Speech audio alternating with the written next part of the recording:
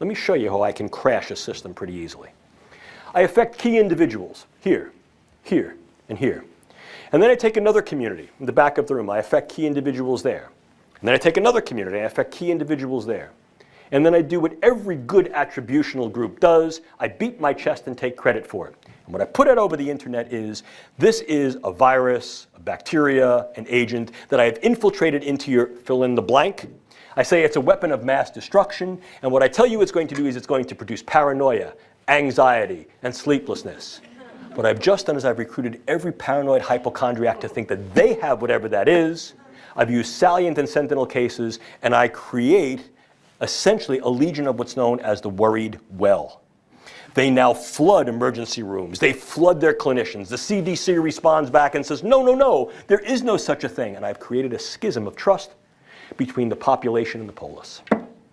It's both a short and a long Moore's effect. Moreover, I can create particular neuromicrobiologicals that may have a much longer duration of action. For example, modified Zika virus. And what I can then do is, as a consequence of that, is I can affect subsequent generations to incur a public health morbidity and mortality effect that then creates an increased economic and perhaps social burden. Long Moore scenario.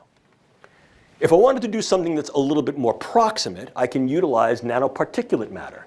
Now, we can utilize nanoscience to create much better drugs, to get them where they got to go in the brain.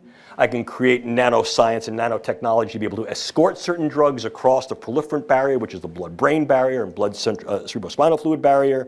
So I get these things where they got to go. But I can also utilize nanoparticulate matter in a very indiscriminate way.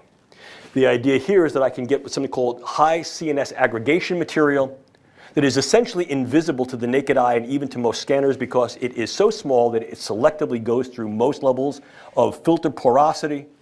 These are then inhaled either through the nasal mucosa or absorbed through the oral mucosa. They have high CNS affinity. They clump in the brain or in the vasculature, and they create essentially what looks like a hemorrhagic diathesis, in other words, a hemorrhage predisposition or a clot predisposition in the brain. What I've done is I've created a stroking agent.